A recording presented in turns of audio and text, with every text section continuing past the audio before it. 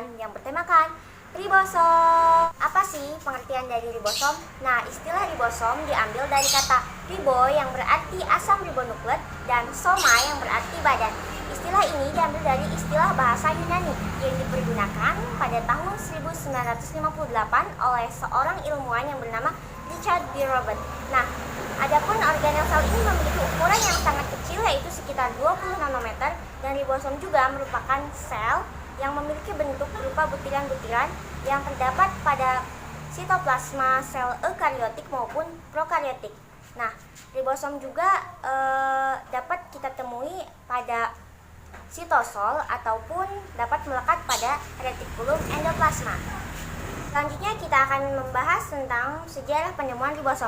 Ribosom ini ditemukan sekitar pertengahan tahun 1950 oleh seorang ilmuwan Romania yang bernama George Emil Palade. Nah, beliau meneliti ribosom ini menggunakan mikroskop elektron dan untuk pertama kalinya, sehingga penelitiannya tersebut membawa namanya untuk memenangkan sebuah piala Nobel dalam bidang psikologi dan kesehatan. Tadi diketahui organel sel ini memiliki atau tersusun dari 4 jenis mRNA dengan 80% jenis protein yang berbeda-beda yang memiliki fungsi untuk sintesis protein, transkripsi DNA menjadi RNA, dan translasi molekul mRNA menjadi rangkaian asam amino pembentuk protein. Selanjutnya mengenai komposisi dan struktur ribosom. Organel yang satu ini memiliki dua senyawa penting.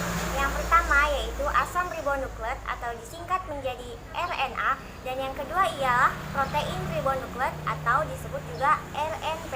Nah, RNA atau ribonukleik acid merupakan tempat sintesis organel sel di dalam sel. Nah, RNA ini memiliki fungsi utama, yaitu sebagai penyimpanan informasi atau bahan genetik dan juga sebagai perantara DNA dan protein dalam ekspresi genetik. Nah, yang kedua yaitu RNP atau ribonukleik protein, merupakan salah satu jenis protein yang membentuk subunit ribosom. Fungsinya antara lain untuk sintesis hormon, kemudian enzim, antibodi, kemudian untuk mengatur kadar asam dan basa di dalam sel, kemudian juga untuk sumber energi, kemudian juga untuk memperbaiki jaringan di dalam sel, dan masih banyak lagi fungsinya. Baik, di sini saya akan menjelaskan tentang bentuk, ukuran, dan juga fungsi dari ribosom. Bentuk ribosom itu terdiri dari dua bagian, yaitu ada subunit besar dan subunit kecil, bisa dilihat pada gambar. Kemudian ribosom itu pada sebuah sel dibagi antara dua wilayah, yaitu ada yang terletak atau menempel pada RE atau retikulum endoplasma, dan ada yang terletak bebas di sitoplasma. Yang melekat pada RE itu disebut dengan ribosom terikat, dan yang terletak pada sitoplasma disebut dengan ribosom bebas. Ada perbedaan antara ribosom yang ada pada sel prokariot dan juga sel eukariot, yaitu pada sel prokariot ribosom itu memiliki ukuran sekitar 70S atau shape bud, dari kepadatannya itu sekitar 70S, dan memiliki kandungan 60%-nya itu adalah RNA dan yang 40%-nya itu protein. Kemudian panjangnya mencapai 29 dikali 21 nanometer dengan masanya mencapai 2.520 Dalton. Sedangkan pada sel eukariot besarnya ukurannya itu mencapai 80S dan kandungannya adalah 40%-nya itu RNA dan yang 60%-nya itu adalah protein. Dan panjangnya itu mencapai 32 dikali 22 nanometer. Sedangkan masanya itu mencapai 4.220 Dalton. Kemudian fungsi dari ribosom. Ribosom itu memiliki fungsi yang sangat penting atau peran yang sangat penting, terutama dalam pembentukan sel. Fungsinya itu untuk menyiapkan atau memproduksi zat-zat protein yang kemudian disintesis menjadi sintetis protein, dan selain itu memiliki fungsi untuk mengatur aktivitas metabolisme yang ada di dalam sel juga.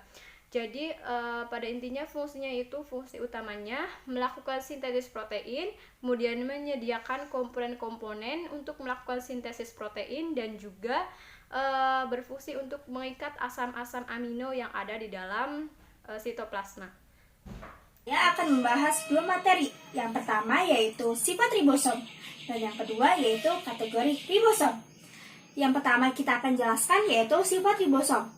Ribosom mempunyai beberapa sifat, yakni yang pertama berbentuk elips. Yang kedua, ribosom mempunyai satuan yang disebut S atau Svedberg.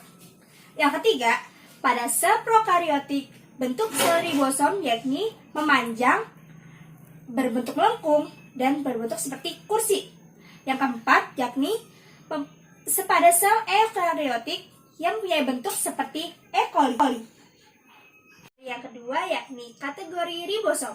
Ribosom mempunyai dua kategori, yakni sel unit kecil dan sel unit besar. Pada sel unit kecil mempunyai fungsi sebagai menyampaikan informasi selama proses sintesis. Yang kedua, yakni sel unit besar. Sel unit besar adalah di mana tempat selama pembuatan sintesis protein berlangsung.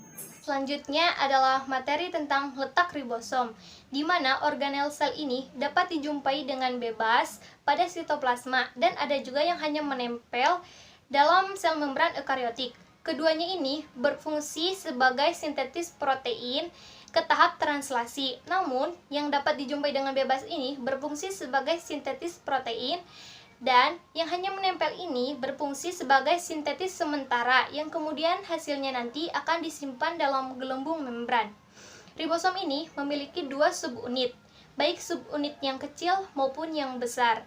Selanjutnya adalah biogenesis ribosom. Biogenesis merupakan proses pembentukan subunit ribosom yang merupakan fungsi dari nukleolus. Biogenesis ribosom ini ada dua jenis, yaitu pada sel eukariotik dan pada sel prokariotik, di mana prosesnya ini memiliki proses dan tahapan yang berbeda.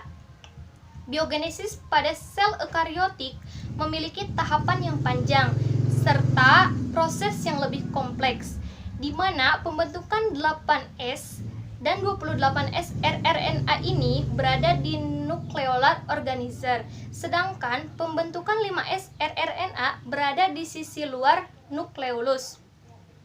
Biogenesis pada sel eukariotik ini melalui 3 tahapan. Yang pertama yaitu proses transkripsi rRNA yang menghasilkan 45 rRNA.